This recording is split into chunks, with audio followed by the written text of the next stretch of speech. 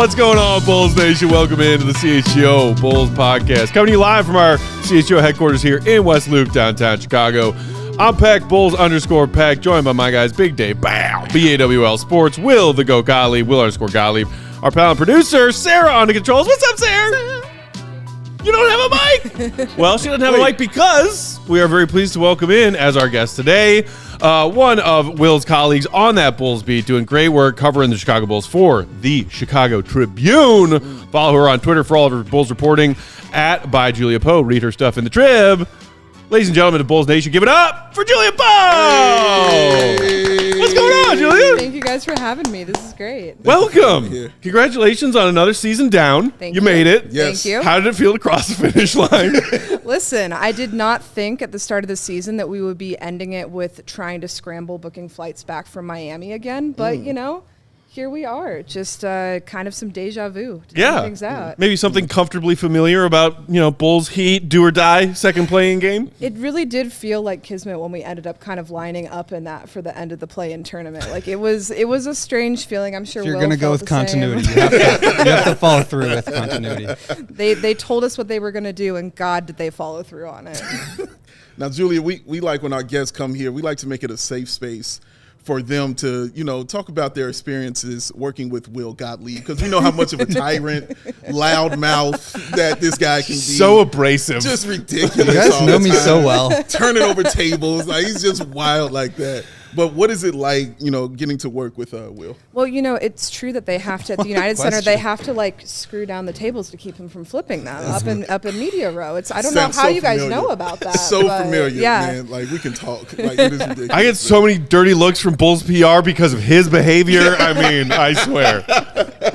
No, it's been great. It's been great having Will on the beat. And, it's been I feel like we were able to kind of provide some emotional support throughout the ups and downs of the season. Definitely. That's awesome. Julia, whenever we have people who cover the team on our show, we always like to give our fellow Bulls fans a chance to get to know them a little bit better and how they found their way in to this crazy, fun, chaotic business that is the world of sports media. So please, if you would, just tell us a little bit about your background, your interest in sports, your interest in journalism, and if one of the two kind of superseded the other before they found their way to the gig you're doing now. Definitely. So the sports definitely came first. I am a born and raised Kansas City sports fan. So my Big Jayhawk over here. Oh, let's go. Rock Chalk, baby.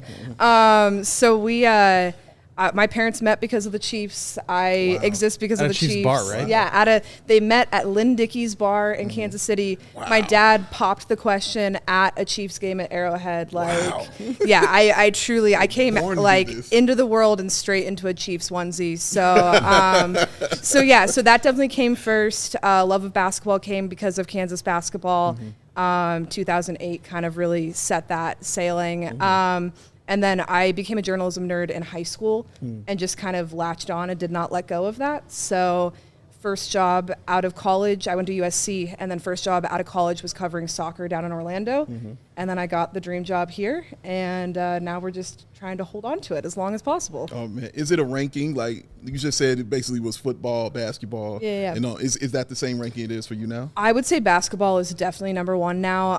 Football is special in that it's probably the only truly social sport that I have left. Like the Chiefs, that's family. You know what I mean? That's a special social and family thing that I can do. But in terms of watching a game, basketball, that was what I played growing up as well. So that definitely took over for me probably once I hit middle school. And now, now that we cover it, we just live and breathe it 24/7 because, NBA season's over, but the Dub's here, so we're kind of just locked in on that year-round now. Awesome. Yeah. Awesome, man. So with football being something that you still get to experience more so from a fan perspective as opposed to a journalist professional perspective, as someone who's also sort of a transplant here for being a Chiefs fan, I know the Chiefs and their fans have taken residence in a couple different bars around the Chicago area. Do you have spots that make you feel at home here in Chicago when you're rooting on your Chiefs? You know what's crazy is that Chiefs season is tough for it because I travel for the beat. So I'm on the road for the majority. I've watched way too many Chiefs games in hotels this year.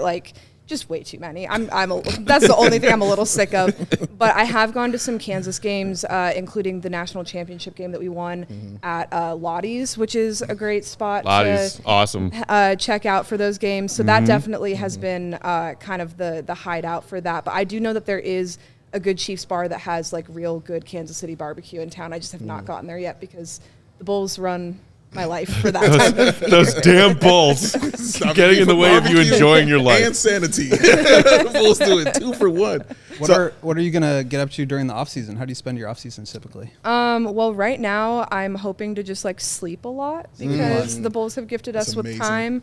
Watch a lot of good basketball. But yeah, I think big off season plans this year are definitely going to be locking in with the Sky. I said I was maybe going to take like a little bit more of a breather, and then they drafted 2 of like the most interesting picks that they could have done. Camila Cardoso had her introductory press conference today, so kind of hard not to want to kind of keep up with them. But a lot of Sky, a lot of women's sports, and then hopefully just like I said, like read, sleep, maybe like recover.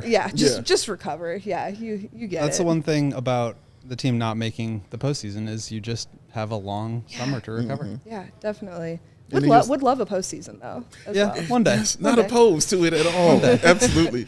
How was the press conference? Oh, it was great. It was great. I think it is kind of funny with this new wave of like young dub athletes coming in. They're all getting these questions about like, what do you want your legacy to be like? Like Candace Parker's played here, Sylvia Fowles. What do you want your legacy to be? And all of them are kind of like, I'm 22. Not the shoulders. I am thinking about Diana Taurasi and what she's going to do to me in 4 to 5 business weeks. Facts. Let's get through that first, and then maybe we'll like think about legacy. So that is just kind of like a funny moment of, it feels like this big watershed moment for all of these young athletes, but at the same time they're like 21, 22 and they're just trying to figure, like they have to pay rent for the first time. It's just it's such a funny transition. Come up with new nicknames for themselves. Angel Reese has got to figure out what kind of Barbie she's going to be now, I don't think Bayou Barbie really fits with Chicago. Not a lot of bayous here. No. We'll figure it out. Not a lot of gator hunting. We can build one for her. Yes, we can. Like, just get to the shovel and get some marshes going. Well, so you said that, it was a big step that you were excited about getting to Chicago and getting assigned to a beat like the Bulls for a paper like the Trib. So much history between that media outlet and that team in this city. Is there maybe something that's still on your bucket list as a sports journalist as far as teams and markets that you would love to cover someday? Maybe not teams and markets, just because, like I said, Kansas City stuff is so like protected for myself that I don't think I'd necessarily, I'm not like dying to cover the Chiefs because I don't want to know. Right. I don't want to know. Like, Will's a Bulls fan. Ask him about his mental health. Or at least he used to be. But,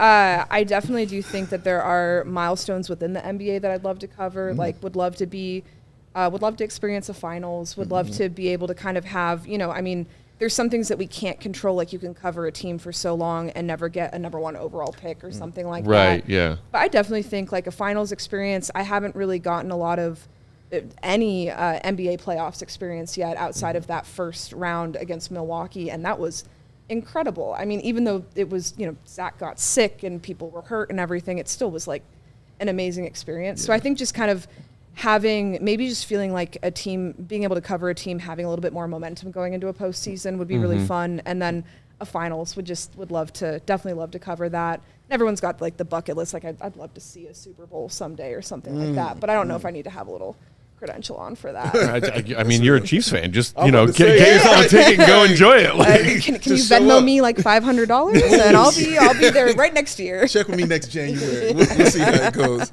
I wanted to know how it went from Kansas for you to USC. Yeah. Like, how did you make that transition? I mean, just because that's pretty far away. Yeah. No, it was funny. I'm an only child and I'm like incredibly close to my parents. And when we hit senior year of college, all of us in the best possible way were like, you need to go far away for college. Like, just need the space, need to push myself. And USC was, I can talk for so long about how great USC was as like an undergrad experience for me. But it was great. It was so different from anywhere I'd lived before. I cannot overemphasize how nice it is to go to college somewhere that's that warm. Like, just beautiful, just lovely every day. But I think the best part of it was that sports environment, because it's not just the quality of like the football team. Every team is competitive at one point or another. And they also marry that with having the LA sports market, like the media market. Sure. So their SIDs, their athletic department just know what to do, and they really prioritize student journalists getting, like, they see that as part of the education, is helping these kids learn how to be good journalists. So they would help us and give us like one-on-ones. We were getting like one-on-ones with Sam Darnold when I was a sophomore in college, you know, just stuff like that. That's really cool. And that was, a lot of places don't do that. And so I think that was really special and prepped me. And now I'm a really annoying USC alum and talk like this. I was going to say, well, so as a USC alum, are you sick of the Caleb Williams fever and discourse going on in the city right now? I saw some man compare him to Prince today. Like that was a bad thing. Like it was a bad thing, right? And I was like, my man, that is the best. What? Yes. Yeah. Look this up, Will. I was irate. Yeah, it was some random like NFL writer who was on Pablo Torre's show today. Yeah, and he said some anonymous NFL GM said that he was like Prince, but in a bad way. Yeah. When is this bad? I'm like, this is the best possible thing. If someone looked at me and was like, man, you're giving Prince today, I would cry, and I would make like my girlfriend take 1 million fit pics of me and post it on because I never will. That'll never be a thing someone will say to me. You don't want an absolute superstar to be your franchise quarterback? Yeah, but I think the stuff that I'm tired of, like, I don't know if Caleb's going to be a make or break quarterback for the Chicago Bears for a litany of reasons. The main thing I'm tired of is just like the light veil of homophobia that has been over a lot of things that people have been saying. God forbid about he paints him. his fingernails. Yeah, and I am just like, look, I totally get it. Like, different style, different things. You don't have to like everything that people do, but like it's 2024. Like let's grow up, put your big boy pants on, like find something else to hate on. Like look at his pocket presence, talk about how he holds on to the football a little too long. Like the nails aren't. Yeah, well, and I was just talking about this with Jay on our Tavern Style earlier today, but like especially to compare it for Bulls fans, like we fell in love with Rodman in the 90s. When people were still way more uncomfortable with things like a guy wearing women's clothing or a guy painting his nails. Like, who cares? No one cares. Exactly. Do you win? Exactly. Are you a great quarterback? Exactly. Can you do those things? Welcome to the Bears. Yeah. Exactly. Like, exactly. We don't care, man. There Seriously. We Yeah, right. Were you in college? Were you covering USC football, USC basketball, a little bit of everything? A little bit of everything. You kind of have to work your way up the beats. So opening year was covering like soccer, water polo. Water polo is like crazy intense at USC. And then you kind of work your way up. So my sophomore, junior, and senior year, I was doing football and basketball. Unfortunately, our women's basketball program was not what it is now back then, but kind of a mix of all of those. And again, we were so lucky we got to like travel for football and stuff. It was just like it was a great experience. That's awesome. Yeah. I feel like I went to a small liberal arts school. We did not really have that kind of thing. So shout out to liberal arts schools, but they're not my D3 liberal arts school had a great swim team. They're not like funneling people into like sports journalism. Yeah. Although they are funneling folks into like the actual NBA. I don't know if you guys read the pipeline to the Parkins book? Yeah, I haven't gotten a chance to read it yet. Y'all have got to check it out. Like it's seriously, I had such a great time. I talked to Danny and Ben about it for an article coming out this week, and they just did such a great job. I did not even know this was a trend. And D3 schools pump out, they're like fueling the future of NBA front offices, which is crazy. Coaching staffs as well. One of the few claims to fame that my little Kenyon college in Ohio had, Shaka Smart, who's like one of the biggest names in college men's basketball these days. You know, Will will be next. Will's so next. Just wait for it. Hi, Joey. Hey, Joe. I miss you. I go wanted ahead, to Dave. ask you about, your love of writing. Yeah. When did that begin? You talked about your love of sports and how that started. When did the love of writing begin for you? Oh man, always. I've been a big reader my whole life. Like I said, only child. I was the like little awkward kid bringing a book. I still do that. I bring books to games. It's when I'm feeling antisocial, I just like crack open a book. Yeah. So that's kind of been an always thing, and it's something that I love and also can be tough about this job. Is just like we write so much for this job, and I think this year that was something I really tried to challenge myself with, was still finding moments where I could enjoy like the actual writing aspect of it.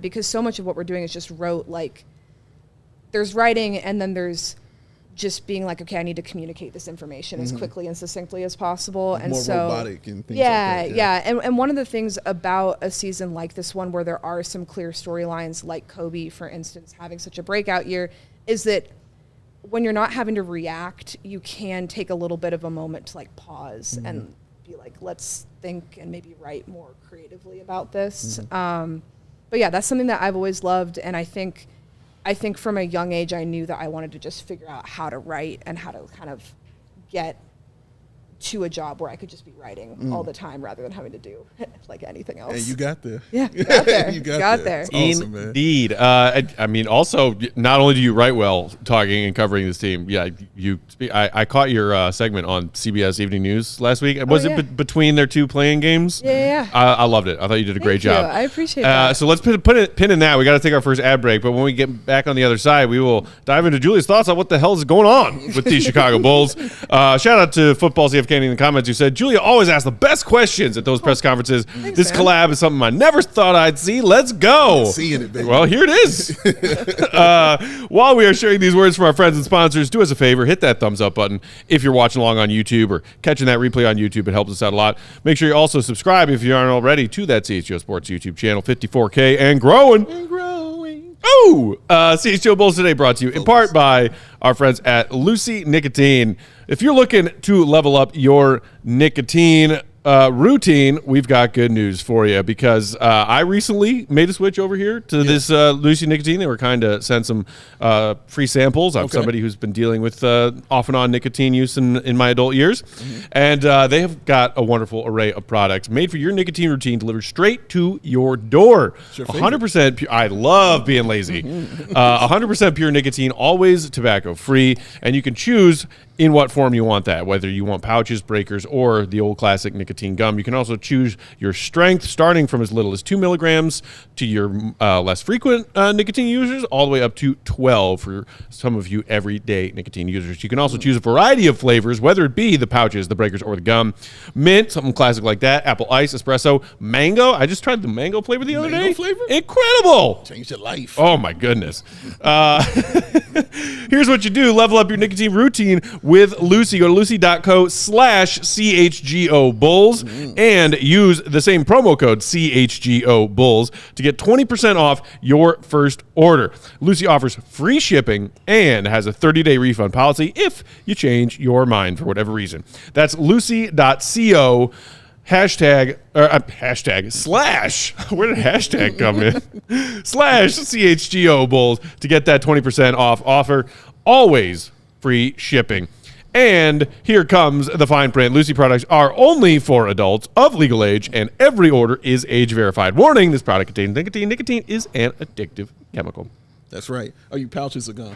I switch it up. You switch it up? Yeah, Okay. pouches recently. Pouches recently? Okay. All right. You can tell me more about this stuff later. I honestly have a bunch of questions. If you got questions, I honestly have a bunch of questions. open book, man. You know me, man. I've got many vices. Ask Yes. me about any of them. And let's talk about one of them right now. Circa Sportsbook. What up, baby? Yes. That's not a vice. That's just me winning money all the time. Oh, that's true. You do win a lot, sir. Who put money line Nuggets when they were down 20 last night? Smart man over This here. guy. And what you get with Circa Sportbook is the tight money line splits and the low hold model. You know, games will strive to be a -110 split on the Circa Sports menu, unlike other sportsbook, which may use -115 or -120 splits because they're jerks. But Circa Sports keeps a little money as possible on large market bets, especially compared to other books. You get high ab limits and transparency. Because Circa does not limit players based on their winnings. Every player has the same limits, unlike other books who do not limit winning players. We encourage bettors to download and explore all sports betting apps available. Compare the lines from each sports book. You can do that at Circa Sportsbook, man. It's awesome stuff. And of course, Matt's favorite thing, the customer service. He hates bots. Hate them. He likes real people sometimes. They're useless. But there are real people behind the Circa Sports brand who resolve issues in a timely fashion, unlike other books who use the dreaded chatbots. All aspects of the app are being run by the same team that runs the main Circa Sportsbook at Circa Resort and Casino in Las Vegas. Amazing place. Summer League is close, man. Summer League is close. Summer League makes me feel fine. Download the Circa Sports Illinois app at circasports.com/Illinois-app. That's circasportsbook.com/Illinois-app. To sign up today, also be looking out for Circa events, watch parties, and tailgates. If you know someone who has a gambling problem, call 1-800-GAMBLER or text GAMB to 833-234 or visit areyoureallywinning.com. That's my first time. You crushed it, man. You crushed it. Now I just need you to make yourself an account and just follow my lead. I'm going to make you some money, buddy. One step at a time. You just got to trust me. That's fair. You do win. Speaking of those events, CHGO Bears draft party Thursday night and Friday night. Joe's on Weed Street. And then, of course, also baseball season is here.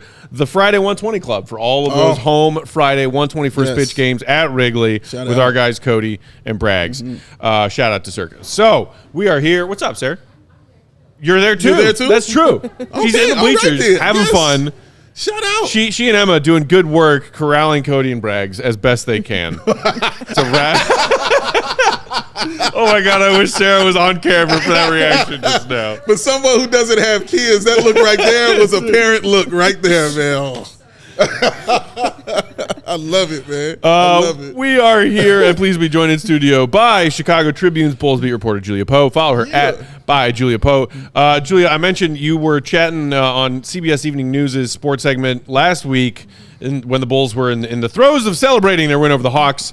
But I appreciated the fact that you sat there confidently and said, I'm still really not convinced about what the heck this team does, even if they beat the Heat in this game on Friday and go to the playoffs, because that is how I have felt for a long time. I think that's how a lot of our fellow Bulls fans have felt for a long time. So knowing that and knowing that you certainly had some questions that you wanted answered from this team's VP of basketball ops, when you heard AK speak on Saturday in his season-ending press conference, what was your immediate takeaway? Well, I think it's tough because I think some of the initial stuff that he said, I was like, okay, that's right. You know, he came out, he had a couple pages of like typed prepared notes, and you could see where it was highlighted and bolded, and the big things were like, this has to change. We know that this group isn't working, and him taking responsibility and being like, this is about roster construction, which I think all of those things, very baseline, fair. I don't think this is something that you can put on Billy Donovan. I think that Will and I have talked about this. Will wrote about this, of how the individual players had like a really, I think it's a testament to the character in that group, some of the results that they had. Like DeMar DeRozan, Kobe White, those guys were really putting effort in, and it's clear that the group assembled is not going to work. And we've been saying for a while they probably need to move away from that, but it did seem like Arturas was at least acknowledging that reality, which was a positive first step. And then almost immediately we start getting reports. Casey Johnson reports out some of the moves that they might be making to not move in that direction. And then you just go like, that's I think where we start getting a little bit of the confusion territory, where it is, okay, if you're saying wholesale change needs to happen, and then you're not taking steps to visually show that you're willing to make wholesale change, what are we doing? Like, what exactly is happening, and what are those next steps forward? And I feel harsh saying that sometimes, but it is just like, there are so many talented players in that group that could be so much better and could be lifting teams in such a different direction if there was more of a like vision for this group. And I get that injuries have been what they are, but it is, I think there was just that initial confusion for me where I came out of that press conference and I was like, cool, all that made sense. And then the next 24 hours, you're kind of doing a little bit of the like, oh, okay, where are we going next? And the injuries thing only gets you so far when you remind yourself and them that they started 5-14 with the most healthy version of the roster they had. Exactly. I kind of went into that press conference thinking it was going to sound a little bit more like the post-trade deadline press conference. Yeah. Where AK was like a little bit defensive, saying things were... A little bit. He was happy with the the trajectory of things. He was happy with the way that they were playing. Didn't feel like he wanted to make any moves to upset the balance. He said like he wasn't sure that trades made at the deadline were necessarily going to help you. Were you at all surprised that this was the message? Because I came in thinking like we're gonna have to like kind of not like argue with him, but kind of draw that out a little bit more. And he just came out and said it. Yeah, I think specifically the tone of the opening statement surprised me. Of like I think that's actually probably the hardest part of this job. And we talk about it being necessary all the time, but I do think it would be hard to like work really hard on a project and then have to get out on a live stream and look dead in the camera and be like, I messed up. Like that's that's like a tough thing to do. So I was surprised at how clearly purposeful he was with that. I think my issue is just not knowing, and like we've both spoken to Arturas off and on just like a little bit throughout the season. He's, this Bulls front office does not talk a ton to the media, and I know that's varied throughout the league, but this just is a front office that does not speak to us very often, especially on the record. And I do think that it's hard to know. I think just where we've got the question marks is kind of like, okay, we can tell that you have a certain understanding that this isn't working, but like, what does understanding that even mean for you? Like, you know what I mean? Like what does that even look like on paper and in an off season compared to what past off seasons looked like? And how did you not see that it wasn't working before? You know, I was almost so surprised by what he was saying that it took me a while to like respond and reframe some of the questions that I wanted to ask. And I feel like I didn't get to ask a couple of them, but like the big one is, you guys have avoided at all costs a rebuild, and for teams in the middle, like that's kind of the inevitability. You have to rebuild at some point. So like, why do you feel like you can reorient this thing to a place where you're talking about 50 wins, you're talking about a top 4 seed that can go into the luxury tax, you're talking about winning championships? Like, how do you feel like you can redirect that without having to first go towards the bottom? And that's the thing that I don't know if you like. He kept on saying everything's on the table. Right. I know he's not going to say we're going to sign DeMar to a 2-year, $40 million contract, whatever.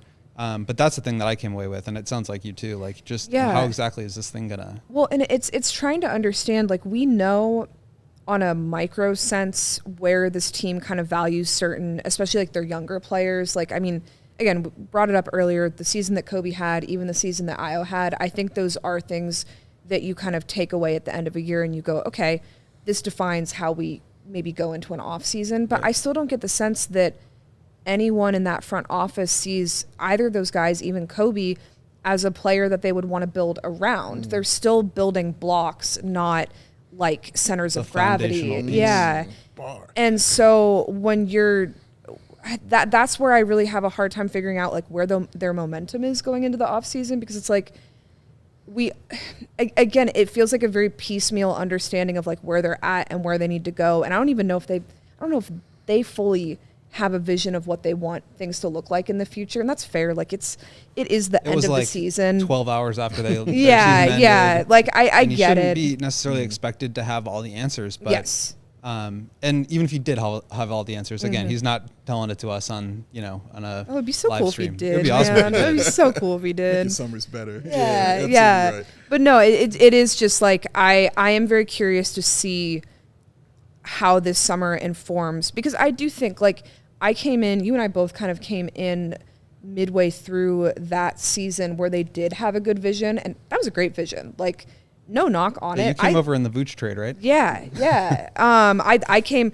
Vooch got traded from Orlando, and then I got traded from Orlando like 6 months later. It was great. I thought I finally got rid of you. Do we owe them another first round pick for you? Yeah, we won this trade. We won that trade for sure. But that vision made sense to me. I liked a lot of things about that team. There were a lot of really good, positive aspects to that, and I am curious and interested to see what a new vision looks like, because it just feels like we've just been kind of trying to muddle through this year, especially. There was not really like a thrust in one direction. But part of the new vision might involve them finally finding a trade partner for Zach LaVine, right? Because that would actually be a significant roster change, even though they played the back half of the season essentially without him. What do you make of where they are in that situation now, knowing that, I think they were kind of between a rock and a hard place when they offered him that max contract, but he was coming off of an incredibly impressive season when doing so, and then dealing with injuries again this season, having a bit of questionable behavior and questionable play on the court before getting hurt. All of the drama that happened, someone who clearly at least admitted to being open to a trade, if you want to phrase it kindly that way. If you're the Bulls front office, where do you start to try and find a deal to move Zach? And are you facing down the cold reality of having to attach an asset just to move him at this point, as opposed to maybe actually getting something for him if you had faced reality and maybe started to move him and some other pieces a year or two ago? For sure. I do think one of the positives for where they're at right now, not to be overly optimistic, is I actually do think this is a team, a really trade-friendly roster, just in the sense of, like, there's a lot of good pieces. And there's a lot of good pieces on affordable contracts, which does mean that what you could maybe attach to that trade is a little bit more attractive to a team than I think even like Io last year compared to Io this year. I'm not saying put Io up for a trade. That's just an example. But like there was a lot of appreciating value on players this year, in my opinion, just based on what this team had to go through in terms of players having to step up due to injury, et cetera, this year. So I do think that that's a positive. But I think, Zach, that has to be the focus of the summer. That's the only way. Right, yeah. And I think, I'm interested to see what that market is. It does, in some ways, make sense to me that the actual trade deadline market was not like the best for him. I do get it, especially with him being banged up and everything, but I just am curious if that gets better over the summer. I'm curious how NBA teams feel about where he's at and what he can do at this point in his career. I still feel like he is such a strong option for a lot of teams. I can think of like 5 teams that it would be really fun to see him on.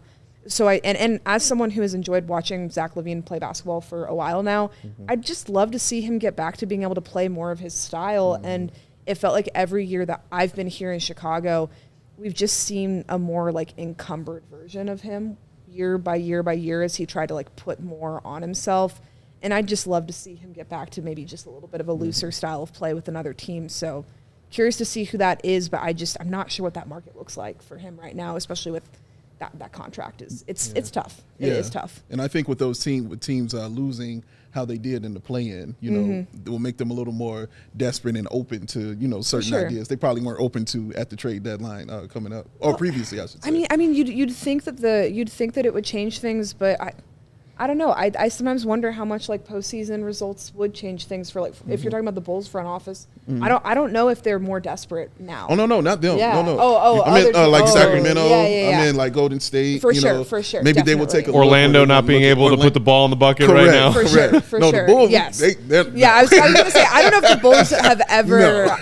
I don't know what it'll take for that front office to hit desperation levels, but I don't know. Maybe attendance to go down, but like I have no idea. That's about it. Yeah. I think I'm walking back on that too a little bit, Dave. Like, during the season, I was thinking there's no way a team is going to trade for an injured Zach LaVine coming off the season that he had without the Bulls attaching an asset, whether it's a pick or another player. Maybe that remains true, but I do think your point is a good one that like teams like Sacramento who failed to make the playoffs, Orlando who can't put the ball in the basket, Cleveland even, what happens if Donovan Mitchell leaves? Yeah. I think there are going to be some options out there, and it's just going to be a matter of can you put pressure, or can some of these other teams put pressure on each other to like raise the asking price a little bit? But I think the interesting one, and we kind of touched on it, was DeMar and the fact that AK comes out and says we need to make some changes. He says we want to aspire to be a championship caliber team and not just a play-in team.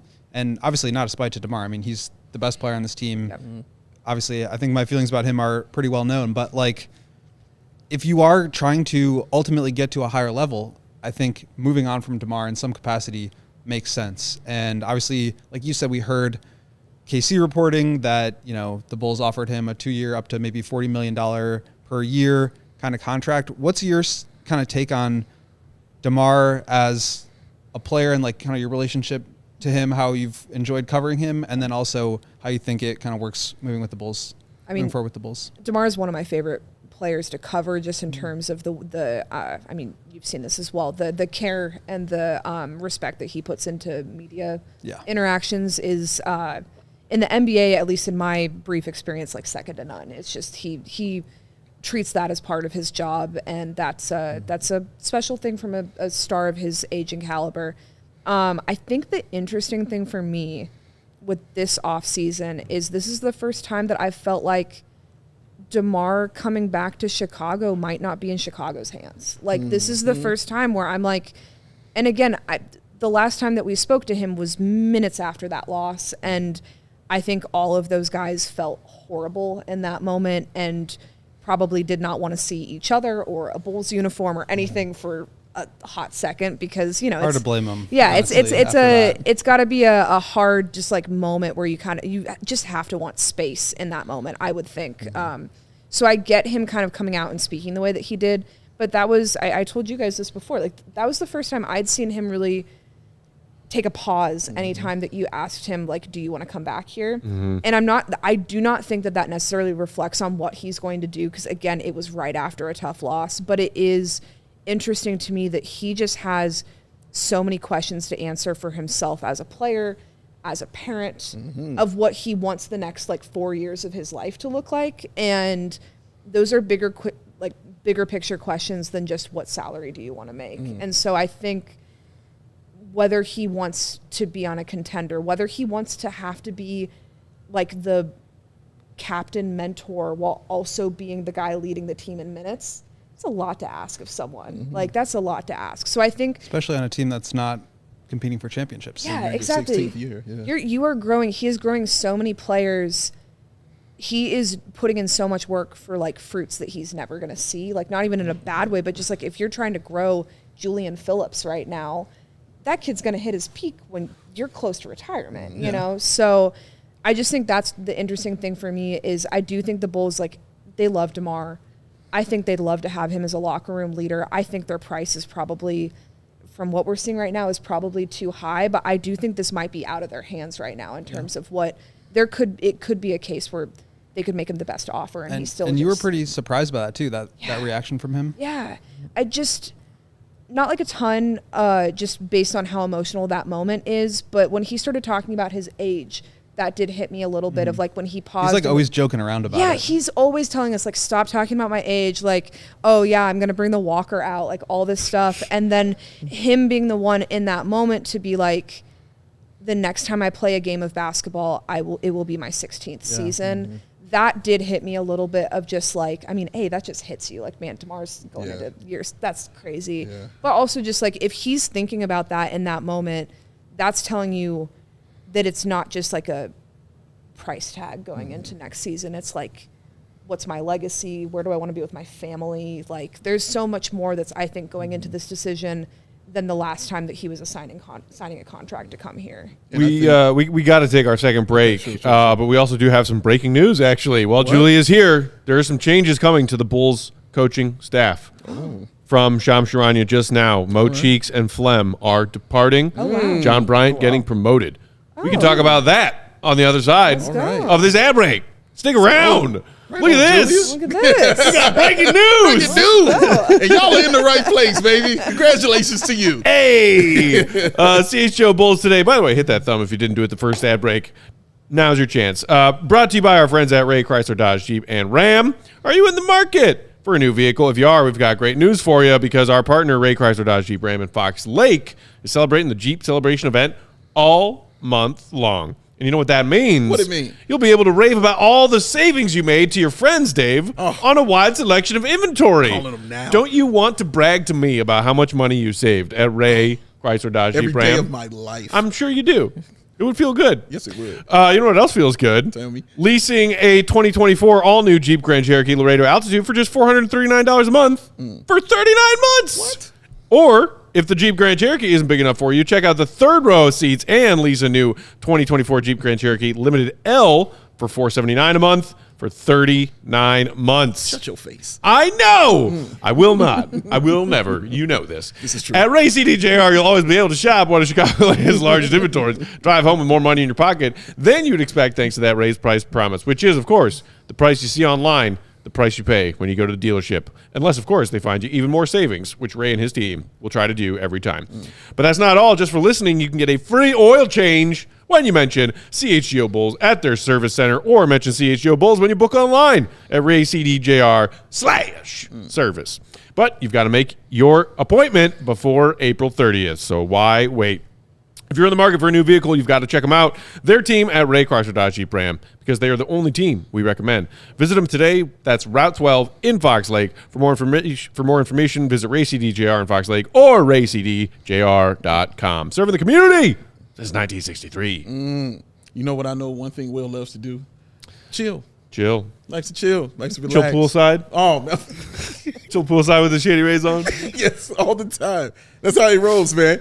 And the one way he likes to chill, of course, is how we do it here. And that's with a frosty cold Coors Light. Oh, crack it slow. That sound. Oh. It's only 4:42, but that sound. Yeah. Hair shot up on your arm a little bit. Yeah, a little bit. There are plenty of chances in life to make things better by choosing chill. Grab every opportunity to choose chill. Then reach for a refreshing Coors Light. Because when those mountains turn blue, it's as cold as the Rockies. Coors Light is cold lager, cold filter, and cold package for a smooth finish. When you embrace that chill mindset, as, of course, Will the Goat Gottlieb always does, it's a good time to choose chill. And crack open a Coors Light.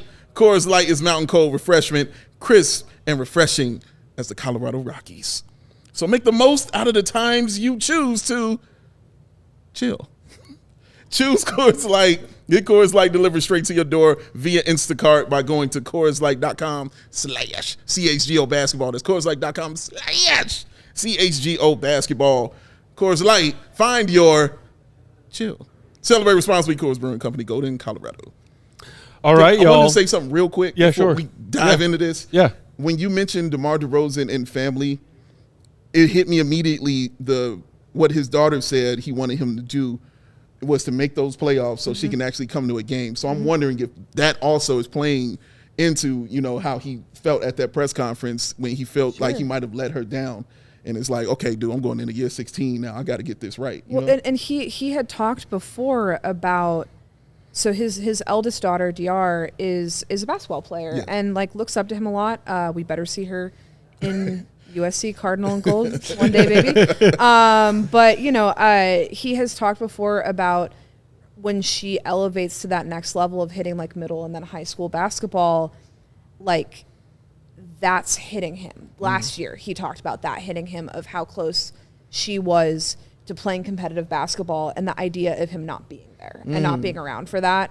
I think that just you see some of these guys, and everyone takes it differently. Some people move their family to wherever they are, some kind of pick one spot for their family to be. But I do think that that's got to be hard of if you're going to be doing this and you're going to be in the trenches with a team, you might as well at least have your family around you. And, with having, children going from being young to kind of coming up into those formative years, I can see how that would affect him. Yeah, totally. Yeah. I could also see him being okay, I'm going to go secure a really good financial future for my everyone handles that differently, and there's no right or wrong answer with it. But I do just think that your kids hit a certain age, you hit a certain age, that's starts becoming more of that forefront, informing how you're making those decisions, for sure. Very true. Yeah. All right, let's talk about this breaking news. Yeah. This is just 10 minutes ago. Shams Charania tweeting that the Bulls assistant coach, Maurice Cheeks, is expected to depart from his full-time on-bench role on Billy Donovan's staff, according to sources. Cheeks could remain in another role under Donovan. Assistant Chris Fleming also is no longer part of the staff as Chicago and Donovan make adjustments. Shams continues with a quote tweet saying the Bulls assistant coach John Bryant is expected to move on to the front, is expected to move to the front of the bench next season on Donovan's staff. Bryant, a rising NBA and G League assistant over the last 14 years, from G League stops to coaching under Donovan, Doc Rivers, and Brett Brown.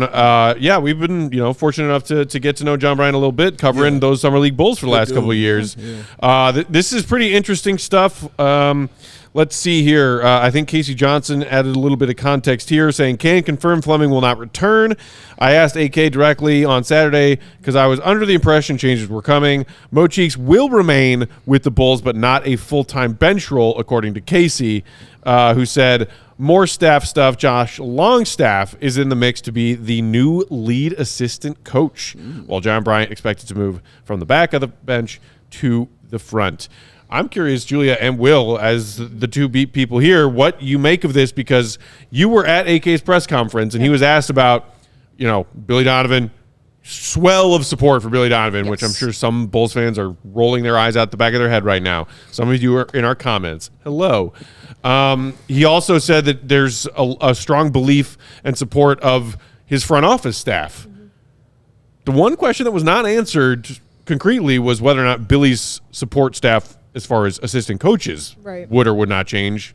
We just got the answer. What do you make of it, Julia? Yeah, I think the Fleming one is interesting just specifically with his role with several individual players. That was Kobe White's assigned individual kind of, when a player comes in, everyone gets kind of assigned their assistant coach, and that was Kobe's guy from his rookie year. So I'm curious how that feels for him, for sure. I think with some of these others, like you said, John Bryant has felt like he's been kind of making some of those steps with getting the summer league promotion, et cetera. That does feel like making some of those steps forward. But I am curious with Chris specifically if that is, what that will mean just in terms of how they're hoping to organize that staff. That's interesting. It's interesting, sure. yeah. Fleming was brought in 2019, I believe, under Jim Boylan. So it seems like maybe his time here had just kind of run its course. He was not an AK, somebody that AK or Billy brought in originally, so that could make some sense. Josh Longstaff is kind of a rising star, younger, pretty dynamic coach who obviously works very closely with some of the players. I think he also works pretty closely with Zach and Kobe as well. But he's on the floor. He's been on the front of the bench this year. You can see him like yelling at people and telling them what to do on defense. So him stepping into a lead assistant role doesn't surprise me. He's the kind of guy that I feel like could end up being a head coach someday. But I also think this is an opportunity for them to like bring in some maybe more creative, offensive-minded coaches, and maybe Longstaff is that guy. I don't know him too well, but it feels like an opportunity to like add some more dynamic offensive thinking to the coaching staff and to be a little bit more creative.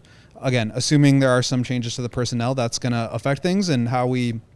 You can only do so much from a coaching perspective, depending on what your personnel is. So maybe that's just the start of it. But they vowed for changes, and like the one thing AK said was like Billy is staying. Yes. And like he did not commit to anything else. Even the DeMar, even the Patrick stuff, he's like there is mutual interest, but he did not say like we're keeping them. Right. But he said Billy is our guy. Yeah. They are that very, was the one thing that felt like a real firm stamp of approval on. They're very consistent in being locked in with Billy, and I think there are a lot of things behind the scenes that they see from him, especially work ethic and a lot of stuff that he does in the off season that I think have really checked boxes for Arturas. So I'm sure that a lot of this is just trying to continue, like you said, molding that the rest of that staff to follow that, because a lot of modern NBA coaching is about management of assistant coaches as much as it is anything else, and making sure that you have a group that is kind of conveying a lot of those like minute details well. And Billy's a big details guy, but that means that you have to have your whole staff on the same page when you are that big of a details guy. So I think that makes sense. And I think it's great to have Mo Cheeks around in any capacity for a lot of these players. The players like really respect him. I respect Mo Cheeks for his ability to make sure that he never speaks to media. It's impressive. It's impressive stuff. We are on the road with that man, and his ability. He can join John Paxson in whatever room he's hiding in. His special advisory role. I've never seen someone Euro step away from a question before, but that man's doing it. But you talk to everyone from like DeMar to Julian and everyone in between, and the level of respect that they have for him and the clear, again, attention to detail that he is giving to those relationships. That's just very positive, I think, for especially young players to have that around. It's pretty. And it's like, I am not used to seeing Billy Donovan as an NBA coach without Mo Cheeks. Yeah. Like every time I see Billy, I see Mo. You know what I mean? Even in OKC, that's just how it was. So him being promoted but not being gone, is not surprising. And I'm glad that's true for everything you said. John Mayer in the comments saying, so the development guys are moving up, thinking emoji face, in reference, I guess, to Bryant and Josh Longstaff. The name that we did not hear in any of those reports from Shams or Casey just now that I was curious about is Peter Patton, who, like, as far as sort of like the under layer of Bulls coaching and development staff this season, got some credit, I think, for work done with this front office who said we got to improve this team's shot profile, and then brought in guys in Javon and Torrey Craig who had some solid, successful seasons shooting the three ball, and they came here, and then neither of them could, hit the broad side of a barn. But you did see somebody like Ayo truly improve his three-point shot and the confidence with which he took it. Even DeMar, I don't know if DeMar spent any time working with Peter Patton, but like DeMar was launching threes confidently. Even like whoever it was, Dalen Terry. How the shot looks. Progress. The form looks a little bit better. Yes, the form is better. So you wonder if this is a sign of change to a coaching staff that needed it. But I also cannot ignore the giant elephant in the room as far as how Bulls fans feel. At least I would say confidently 50%, maybe beyond 50% of Bulls fans who were looking for a breaking news related to the Bulls coaching staff involving a different name. But you guys were there. We all heard AK say it. They have full belief in Billy Donovan. Yeah. Whether we as fans believe in Billy Donovan or not, I do not think that was going to change.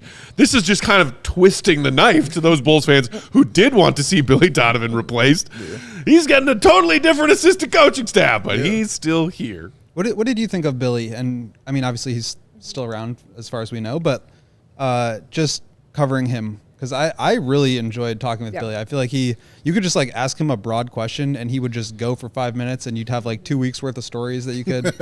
I mean, I really enjoyed it. I get people, not everybody's cup of tea, but what was your kind of experience working with him? I mean, just echoing that, I obviously fans don't work with a person, so they're going to have a different relationship with someone if you're just coming to it as like, this is a guy that coaches my basketball team that I love.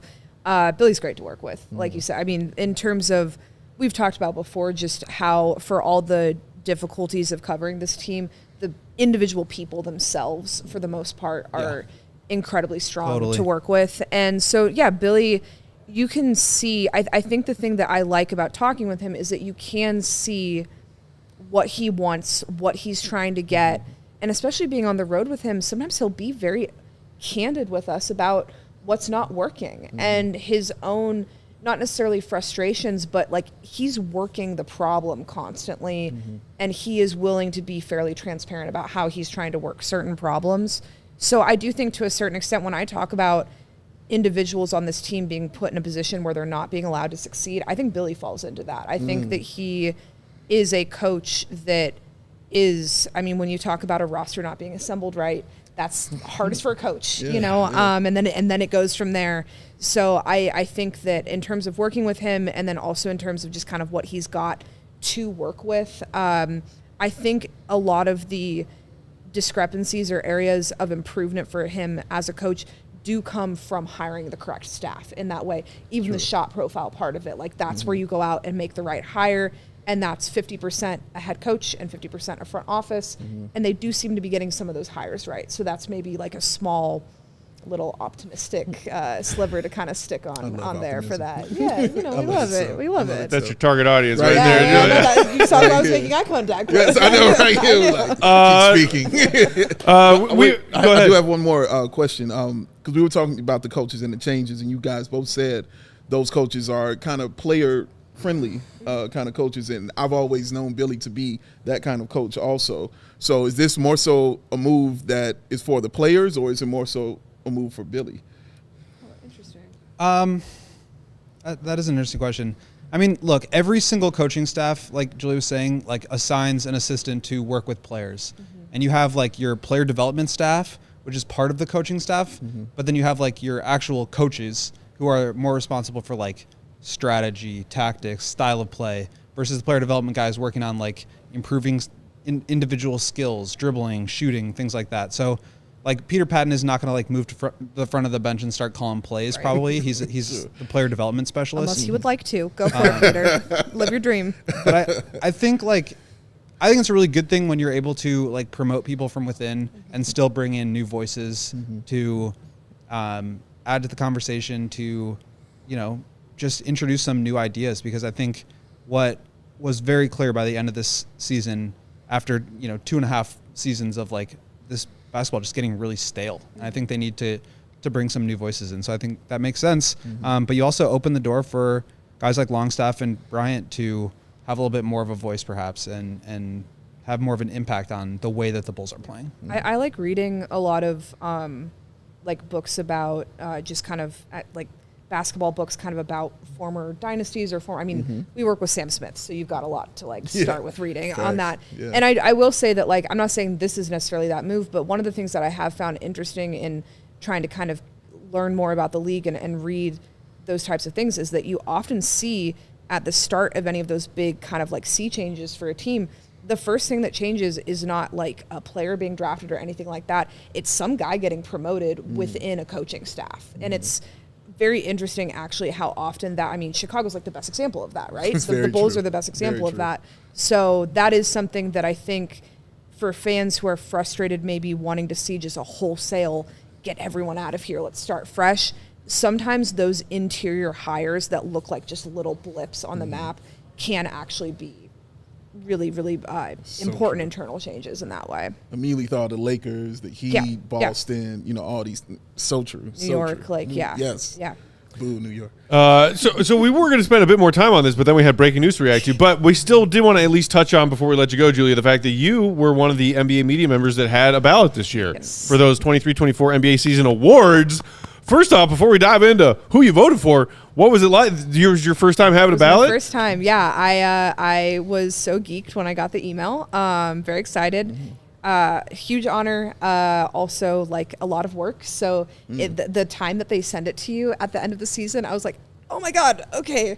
I got to do so much reading and like all of that. And I talked to Will about it. I feel like I picked the brain of I felt bad for everyone on the beat. I kept being like, can I ask you a question? Like, okay.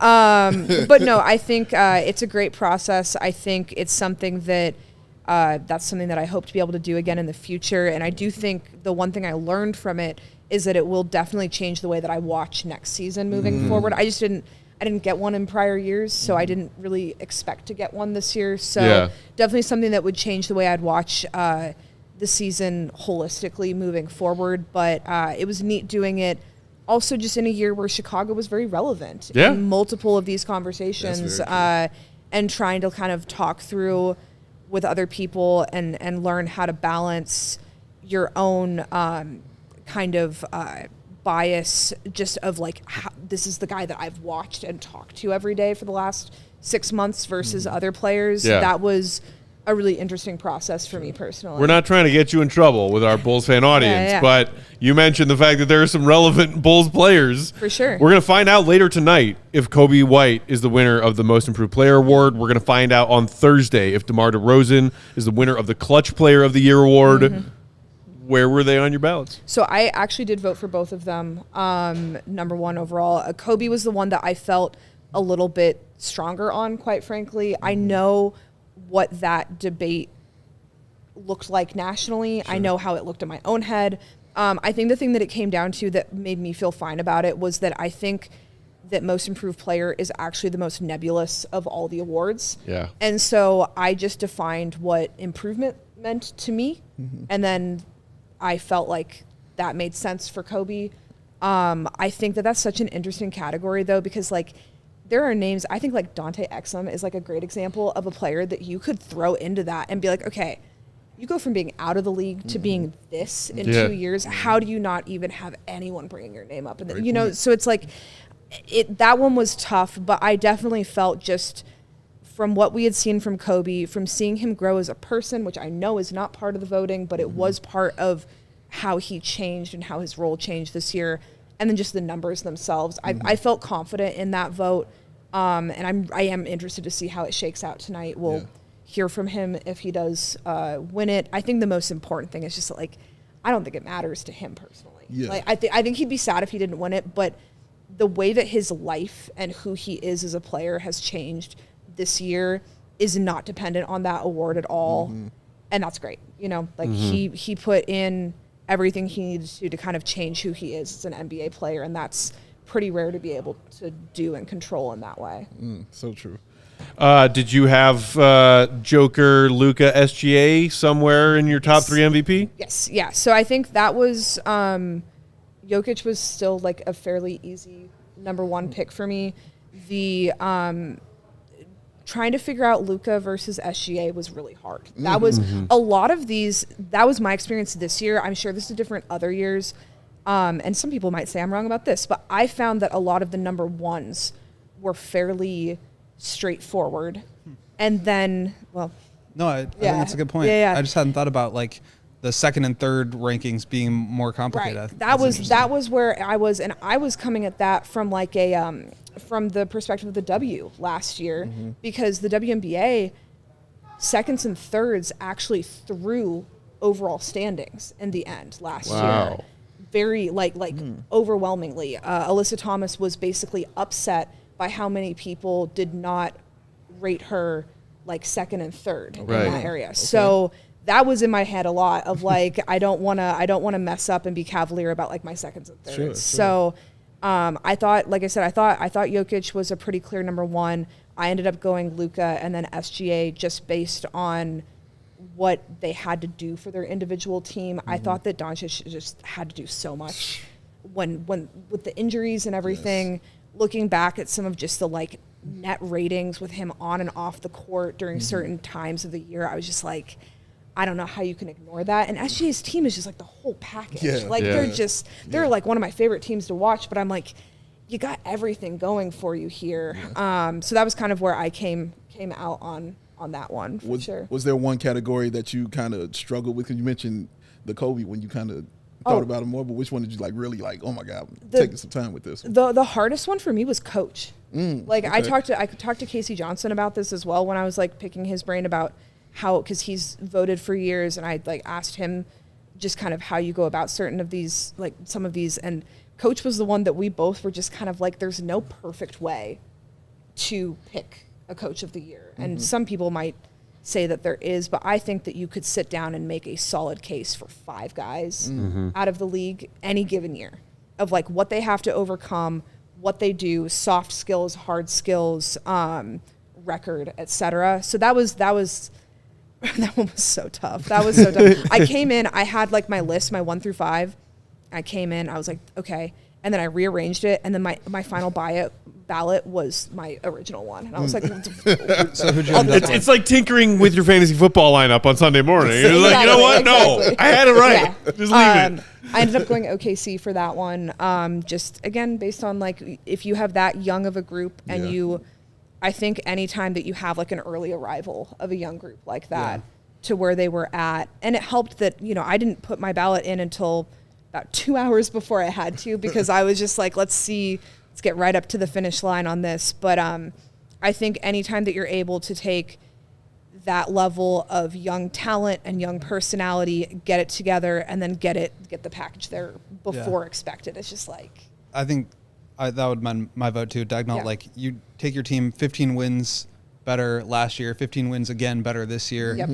You're getting them to defend at a super high level. You get them to the number 1 seed, like in the West. In the West, he did a great job. And their poise, I think some of that also comes down to like their poise in certain games against teams so much more experienced than them. It was very impressive to me in the regular season. We'll see how it looks in the postseason. Totally. But So we got MVP, coach, MIP, Clutch. what else do we have? Defensive DPOY. player. okay, so I went Wemby on that one. Wow, Nice. Wemby Yeah. over Rudy. Nice. Yeah. I love it. I did. love it. I did. What was the tiebreaker, the difference? The 3-on-1 fast break that everybody saw. Honestly, that was insane. It was insane. It was insane. I did see a lot of people saying you could just submit that. I think there were a few things when I was looking through like just stats that broke it down, but also that was one of the ones that I watched a lot of like a decent amount of film for. And I do just think that they're such different defenders. Some of these awards I don't love comparing on because it's like, how do you compare SGA versus Luka versus Jokic as like actual players? You just can't do that. Same thing as defenders. Wemby and Gobert are like as different as it comes. Yeah. That thing that Wemby can do where he can let you go under him so that he can just pop behind you and just go, Hey, just, little Yeah. fella. hi. That's crazy. But I think that when I looked at the two of them and the way that they were influencing around the rim, and that's both backed up by statistics, but also the consistency that Wemby was able to have around the rim, I just could not argue myself out of it. And it's crazy to think he's only going to get better. Yes. That's nuts. He literally could be defensive player of the year for like the next Yes. 13 Yeah. years. Yeah. God bless. And people are sick of Rudy winning. Like, watch out. Like, welcome. Yeah. Yeah, so that was what won me over. But that was another tough one. I'd say like coach, that one, and then I thought a lot about most improved. Like I said, just because we spent so much time around Kobe this year. He got so sick of us. Yeah, he did. He really did. Yeah. What about sixth man of the year? Oh, God, I'm blanking. Oh, Monk. I went Monk, Monk. okay, Yeah. all right. Yeah, I went He Monk. was awesome. He He was. wasn't even a finalist last year, and Dave and I were like, Yeah. where is Malik Monk? He's Yeah. so Seriously, good. man. We don't have time to dive into the all NBAs, but in your mind, in your opinion, Caruso a lock for first team all defense? I voted him first team. right. I know that some of the early returns on ballots of folks that I really respect did not have him. They had him second team, but I think he's got to shake out. And first, I really do think it's based on just who you got the chance to watch a little bit more. Yeah. I don't really know how you can look at stats and then just watch one Bulls game. Yeah. Just one Yeah. Bulls game, and I don't think you can argue it. The impact he had. This year Watch was the Bulls crazy. defense when he's on the floor, Yeah. and watch the Bulls defense when he's not. Yeah. Thank you so much for joining us, Julia. It was such a Yeah. pleasure to chat with Yeah. you. Bulls Nation, follow Julia on Twitter. By Julia Poe is the handle. Read her stuff for the Chicago Tribune. I love the piece you wrote about Kobe earlier this year. You did a tremendous job providing our fellow Bulls fans with that content and coverage. Keep up the great work. Yes. Enjoy your off season. Yes. Read I a will. book. I will. Take a walk. I'll be taking these beers to go. Just crack it open. Like. Yes. And we will be back tomorrow, same time, same place, 4 p.m. Central Time. In the meantime, Will is at Will_Gottlieb, Big Dave Bow, BWL Sports. Shout out and thanks to our friend and producer, Sarah, on the controls today. That's her. I'm Bulls_Peck. We are CHGO_Bulls. Bulls Nation, have a wonderful rest of your Tuesday. We will talk to you tomorrow. See you, be good. Peace. Love. We all silly like the mayor.